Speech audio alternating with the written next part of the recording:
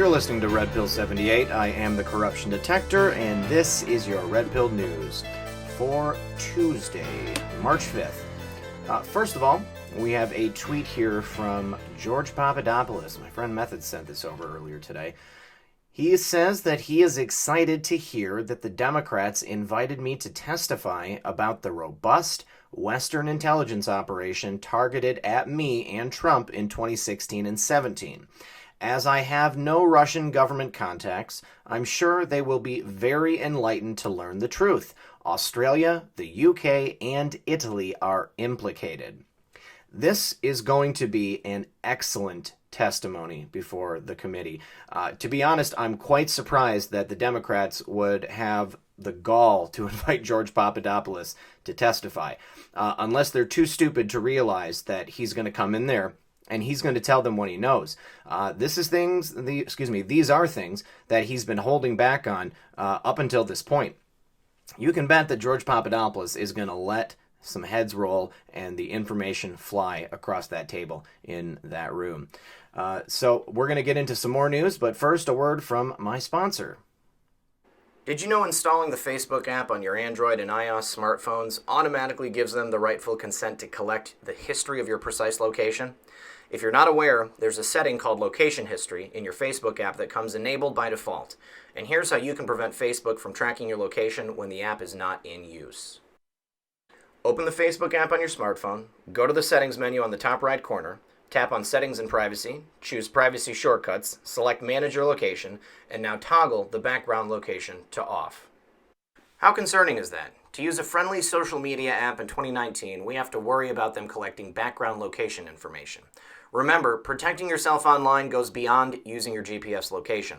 Apps can still track where you are and what you do online using your IP address and browsing history. To protect yourself from these threats and attacks on your privacy, use Virtual Shield VPN.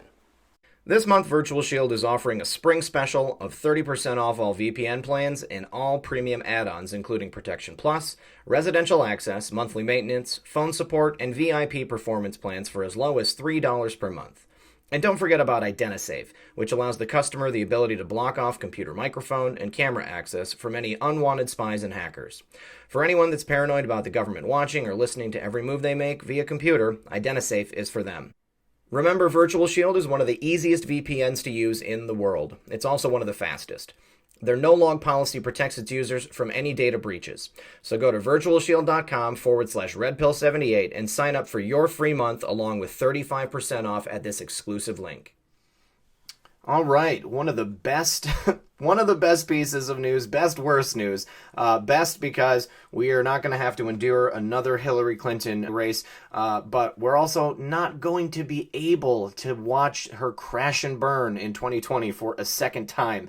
Well, President Trump today mocked crooked Hillary Clinton for dropping from the 2020 race, and he says she will be sorely missed. Count me out, Drudge Report said. On Monday, crooked Hillary told reporters at News 12 she will not be running for president in 2020. Crooked drops. Hillary said she will continue to speak up for what she believes. On Tuesday, President Trump tweeted the news, "She will be sorely missed. Crooked Hillary Clinton confirms she will not run in 2020. Rules out a third bid for the White House. Aw, shucks, does that mean I won't get to run against her again? She will be sorely missed." Oh, that's great. If only Hillary Clinton was narcissistic enough to run again for president when so clearly it did not work out well the first couple of times. This would be such another slam dunk for President Trump if he got to run against Hillary again. And just think, he tweets like this. What kind of stuff is he going to be willing to say about her the second time around? Well, maybe she's planning on not running because she's going to be keeping a cold concrete slab warm during the wintertime. Next, Loretta Lynch has contradicted herself. She tells GOP lawmakers that she can't recall anything regarding the Carter Page FISA warrants. Former Attorney General Loretta Lynch told GOP lawmakers in a closed-door testimony in December that she couldn't recall anything about the Carter Page FISA warrant and 3 subsequent renewals, despite the fact that the DOJ has to approve those warrants. Loretta Lynch appeared to have amnesia during her congressional testimony in December, one official told investigative reporter Sarah Carter. It appears that Lynch is suffering from the same kind of selective amnesia Hillary Clinton suffers from, which is why she magically cannot recall anything that could incriminate her or the corrupt Justice Department. Transcripts of Loretta Lynch's December testimony to the House Judiciary and House Oversight Committees have not been made public yet. However, Sarah Carter obtained an excerpt of the hearing. Recall that then AG Loretta Lynch met with former President Bill Clinton on the Phoenix airport tarmac in June of 2016, just days before then Director James Comey, FBI Director James Comey, usurped the DOJ and announced in a presser that Hillary Clinton was exonerated of any wrongdoing in the criminal investigation into her private server. Loretta Lynch insisted she only discussed innocuous things, such as golf and grandchildren with Bill Clinton. However, during her December testimony to Congress, she evaded questions about the shady tarmac meeting and would not disclose any information on her department's approval to allow the FBI to spy on Carter Page. Congressman Nunes's two-page FISA memo revealed that Loretta Lynch's Deputy Attorney General Sally Yates signed off on one of the Carter Page FISA applications, and Rod Rosenstein was the other DOJ official who signed off on a June 2017 Carter Page FISA renewal. Loretta Lynch, however, was trying to convince curious lawmakers and the GOP that she was not aware of what her deputy was doing, and she could not recall anything about Carter Page. Lynch acknowledged the standard operating procedure and what is required by the Attorney General when the FBI seeks a FISA warrant on an American citizen. By statute, the Attorney General is the final signatory on the FISA applications, Lynch stated to the committees. By regulation, the signatory authority has been delegated, shall I say shared, with the Deputy Attorney General and the head of the National Security Division, as long as the people in these positions are presidentially appointed and Senate confirmed. Sarah Carter has the exchange between then-Chairman Bob Goodlatte and Loretta Lynch. So she knows the rules and regulations, but when asked in more detail about the process of approving the FBI's application on Page, she freezes. Goodlatte, who was then the chairman of the committee, asked Lynch, "Is this what happened to the Carter Page case?" "I wasn't involved in the processing of the Page FISA, and I can outline the process for you, but I don't have personal knowledge of it," she said. Confounded Goodlatte says, No, it is just not clear to me. The Attorney General has a role. You often rely upon others to supplement your work in fulfilling that role. Did you have a role in that, or were you briefed? I don't have any recollection of being briefed on the Page application either, and I don't have a recollection of signing it," said Lynch in response. Goodlatte then asks Lynch if she can recall signing any of the renewal applications to continue spying on Page. "I don't have a recollection of being involved in the FISA for Mr. Page at all," she says. Goodlatte then goes on to ask, "Were you briefed about the relevance of Mr. Page's FISA warrant with regard to this broader Russia investigation?" Again, Lynch fails to have any memory of anything Page. "I don't have a recollection of a briefing of that type, no," said Lynch. Goodlatte then asks, "When did you first hear the name Carter Page?" Lynch, again, it would have to have been like late spring of 2016 or so in this context. I don't recall I knew of him from other sources or not. Loretta Lynch contradicted herself in her exchange with Chairman Goodlatte. According to a declassified memo, shortly after Donald Trump announced Carter Page would be joining his campaign in the spring of 2016, Loretta Lynch met with James Comey, Andrew McCabe, and Peter Strzok to discuss Carter Page. Lynch met with top FBI brass and discussed whether they should alert Donald Trump to Carter Page's past, given Mr. Page was previously on the FBI's radar for his past interactions with Russian spies, but the government officials decided against it. By the spring of 2016, Carter Page was already back on the FBI's radar, although they did not seek their first FISA warrant on Page until October of 2016. Furthermore, former British spy Christopher Steele was already feeding DOJ official Bruce Orr and the FBI information in the summer of 2016 from his Russian sources while he was compiling his anti-Trump dossier. The dossier was then used to obtain the FISA warrant and 3 renewals on Carter Page, but Loretta Lynch knows nothing about it and can't recall what her own department was doing during the most explosive, high-stakes presidential campaign in U.S. history. Sure. All right, so first of all, it's not just that Carter Page had business dealings with Russia. He was actually working at one point as an FBI informant. He was giving them information. He wasn't just someone that, was going to Russia and doing business there. He was actively working for the government. So the fact that she's going to say that nobody briefed her on Carter Page or she never heard his name, that's just, that has to be impossible. So it's very interesting that she has this selective amnesia. And as soon as it gets to a line of questioning that could incriminate her, then, she suddenly doesn't remember. But the fact that she contradicted herself here, that is a very good sign. That could mean that she ends up getting indicted for something if they want to turn the screws and use her to get more information or to go after bigger fish. That's something they could very well do.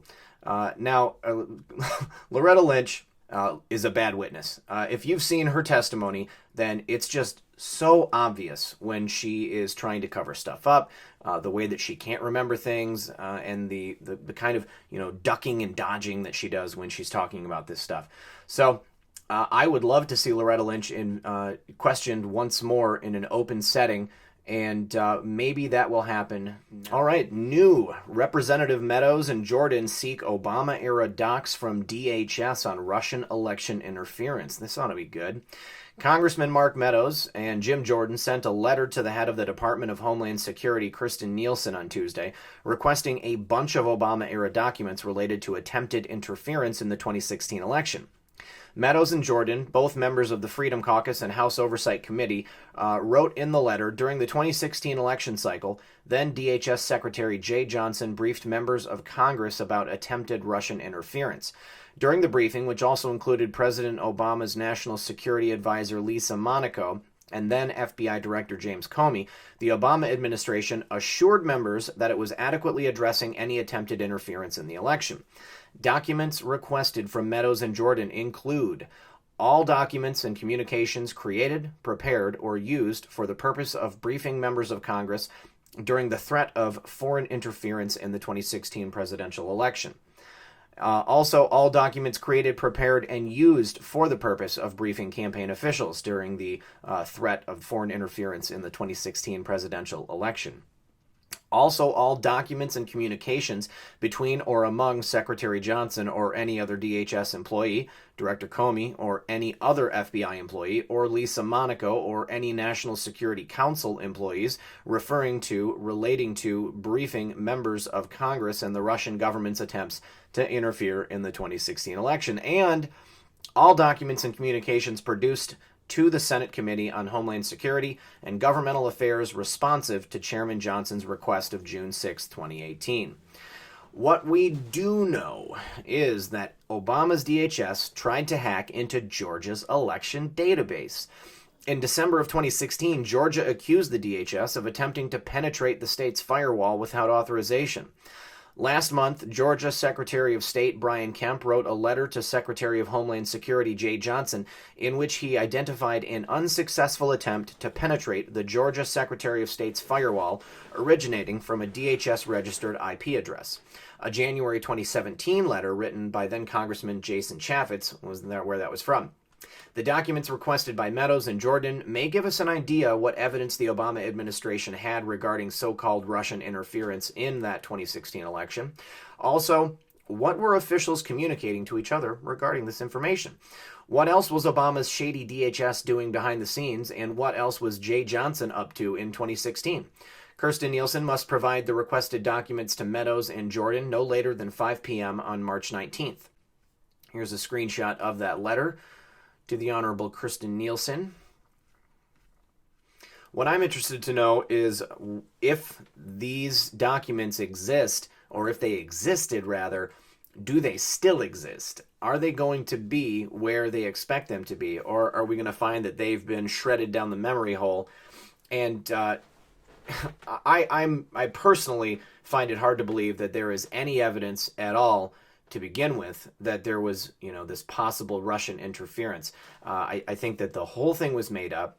I think that anything that they have is probably going to be, at best, the interdepartmental communications between these heads of these departments and these employees that they reference here in this document.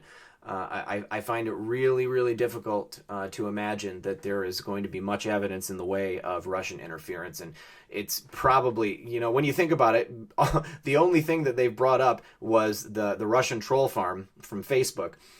They haven't brought anything to light, and I would think that if it did exist, then these people already would have seen it. So good luck on this. I think that it's really just there to expose the fact that the stuff was fake from the beginning. And in a subject that is particularly close to my heart, this is from my buddy Methods on Twitter. The Department of Justice, Office of Public Affairs, released this press release today.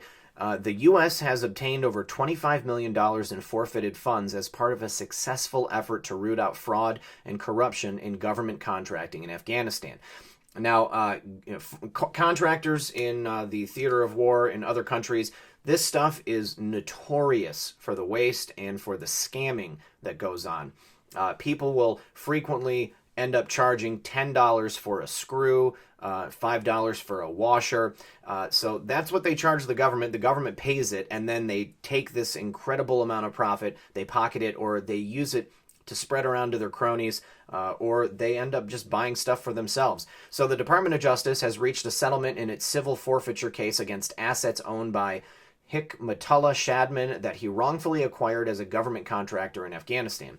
Under the terms of the settlement, approximately $25 million will be forfeited to the United States. The civil settlement is part of a global settlement that involved the resolution of a criminal case and False Claims Act allegations. The United States relies on government contractors to supply and resupply our military with vital resources they require to carry out critical missions, said Assistant Attorney General Hunt.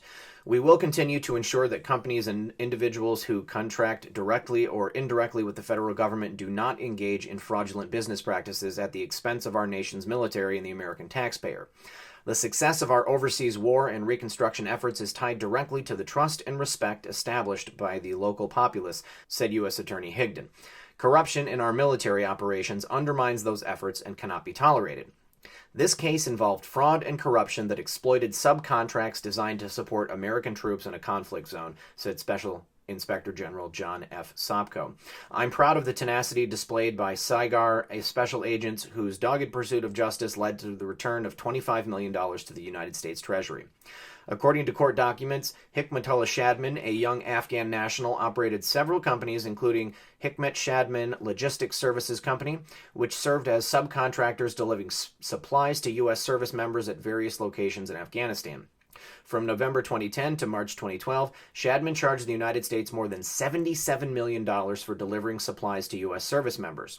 The civil forfeiture case, initially filed on November 20th, 2012, targeted, among other things, Shadman's fraudulent receipt of a disproportionate number of subcontracts for the transport of military supplies in Afghanistan, as well as the inflated prices that he charged the United States for such transport. From at least 2007 to 2012, the U.S. government paid contractors and subcontractors to resupply U.S. military forces operating in Afghanistan and utilized local Afghan-owned businesses to transport fuel and other supplies by truck to various locations throughout the country. The investigation revealed thousands of apparent falsified documents submitted by Shadman's companies to the United States for payment. As a result of this falsification, the government often paid Shadman for work that was never performed and for work other than what was described in the documentation submitted. Through his companies, Shadman also charged the United States rates which were well above the average rate of his competitors. The forensic analysis conducted in this case revealed that Shadman overcharged the United States millions of dollars for transporting supplies to U.S. service members in Afghanistan. As part of the global settlement, several companies owned and controlled by Shadman, including HSLSC, entered into a separate agreement with the United States to resolve False Claims Act allegations arising from kickbacks paid from November 2010 to May 2012 to obtain subcontracts to transport military supplies needed by the U.S. military in Afghanistan.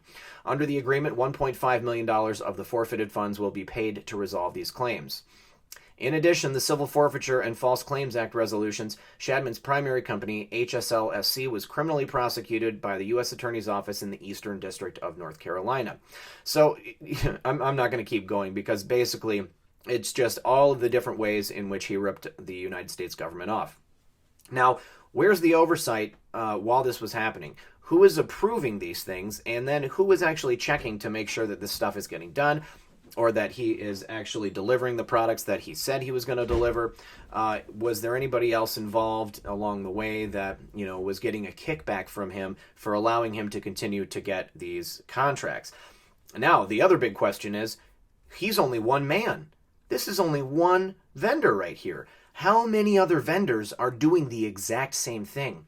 How many other millions, hundreds of millions of dollars are being wasted? All right. I really hope this is something the Justice Department continues to pursue and that they go after anybody else who is in this type of business. All right, this is an article I found on Twitter today from Ars Technica. An aide for Representative McCarthy says that the NSA has shut down phone call record surveillance. So that means that we are no longer being listened to on every single call. This is a big move.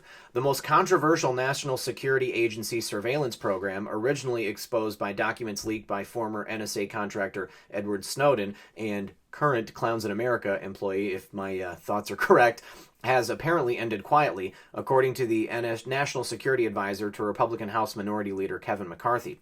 In a discussion recorded for the Lawfare podcast released on March 2nd, Luke Murray said that the NSA was no longer collecting call detail records, the metadata associated with phone calls and text messages, and that the Trump administration had not used the program for over 6 months.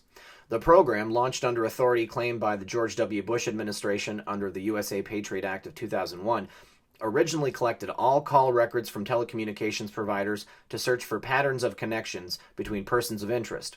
But bulk collection was ended under the Obama administration in 2015, and a new process, targeted collection under foreign intelligence surveillance court warrants from records retained by telecommunications companies, was codified by Title V of the Foreign Intelligence Surveillance Act of 2015 and the USA Freedom Act of 2015.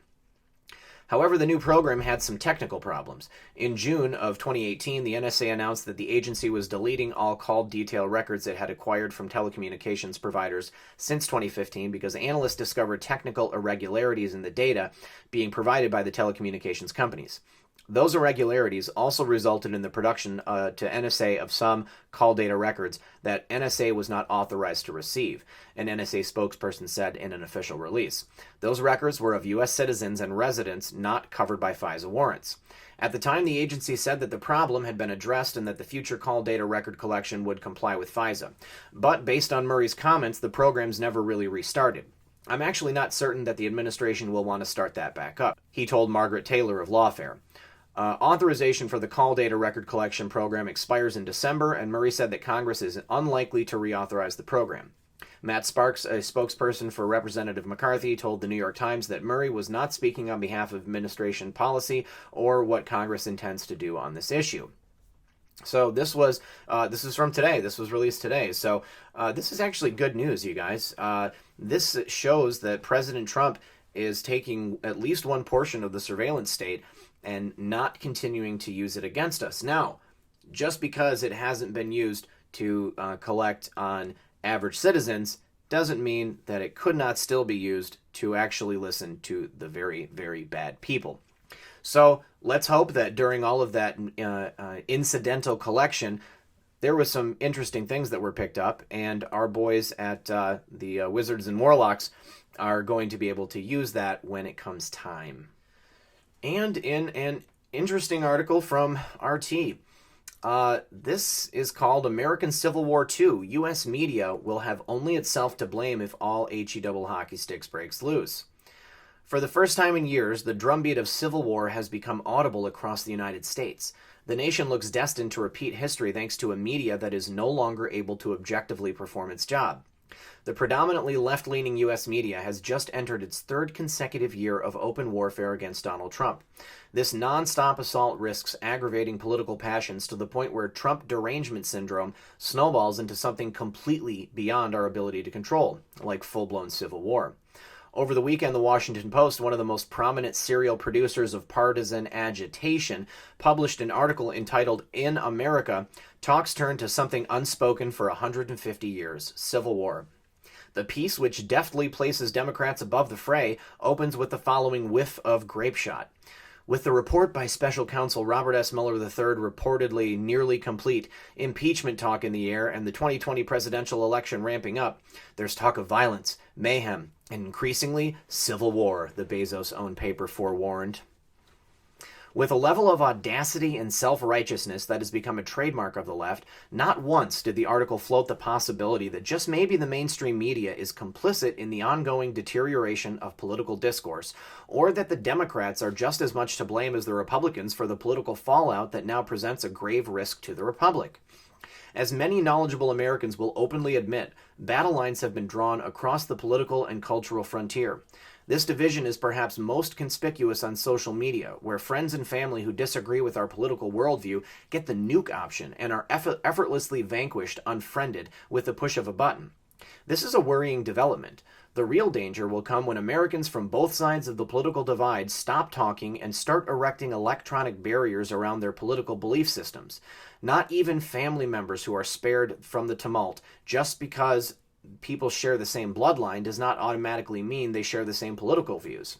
America, though still green behind the ears, may understand that fact better than many other countries.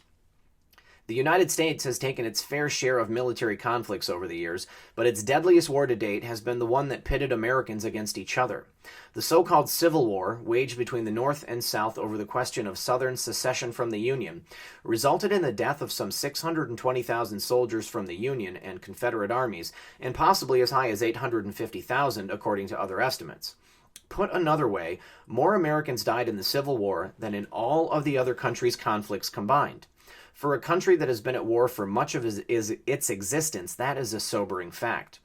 With the historical footnote in mind, the mainstream media should better appreciate its responsibility for presenting an objective and balanced depiction of modern events. Yet nothing today would suggest that this is the case.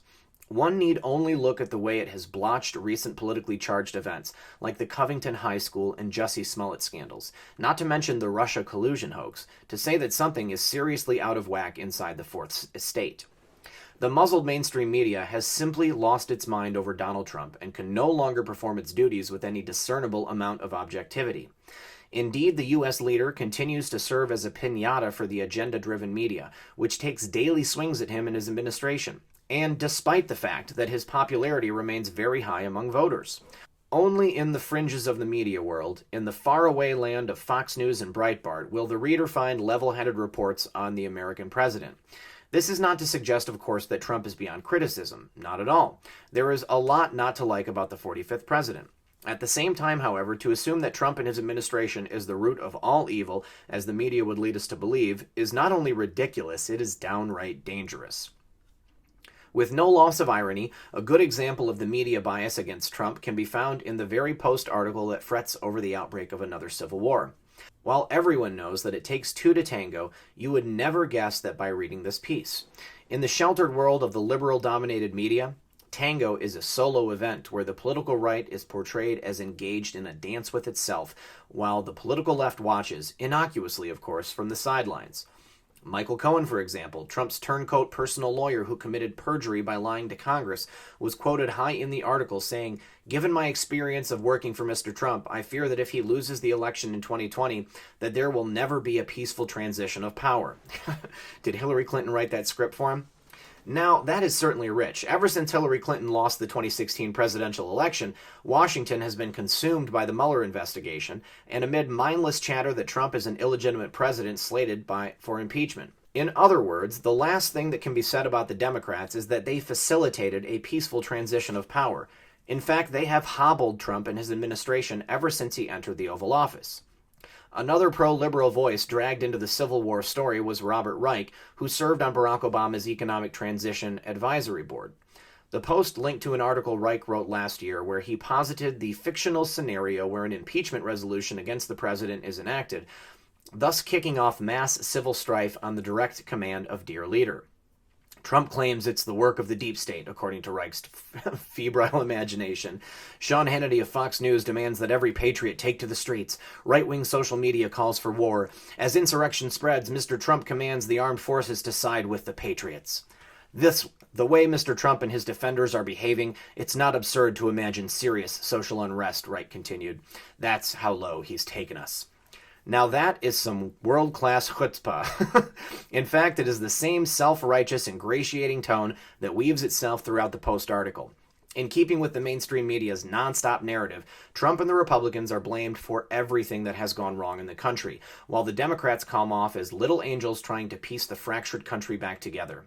As already mentioned, Donald Trump is certainly not above criticism, far from it, but the mainstream media, to place all of the blame for the current political malaise at the Republicans' door, is about as responsible as lighting up a cigarette inside of a Chinese fireworks factory.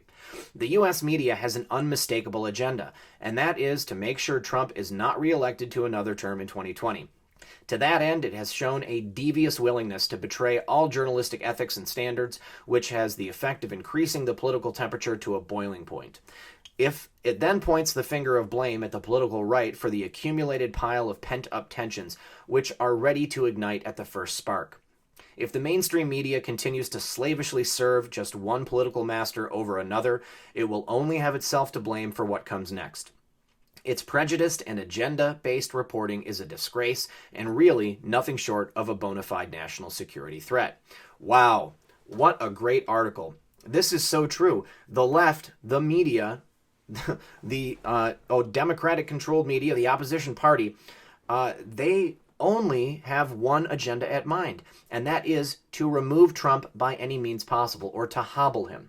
The fact that that Robert Reich would suggest that Republicans and conservatives are going to be the ones going into the streets and rioting and causing civil unrest is just laughable, because we know from past experience that it's the left, that it's the Democrats, that it is Antifa. They are the ones that go to the streets and cause civil unrest. They're the ones who burned Berkeley down. They're the ones who tear trash cans out and kick it into the streets and set them on fire. They're the ones who go after the police and who clearly have zero respect for any type of administration or authority unless it meets their particular agenda and belief set. So I find it really, really fascinating that it has to be RT that puts this out. I think that some people here in America in the media are willing to talk about it, but I haven't heard it spoken this plainly. We are heading towards a civil war, and it's not going to be us that cause it. It's going to be the media, and it's going to be the deranged left, the Trump derangement syndrome people that are suffering from Trump derangement syndrome. All right. Well, I guess that's all I have for you today. As always, I am Red Pill 78, the corruption detector, and this was your Red Pill News. Good luck, everyone, and God bless.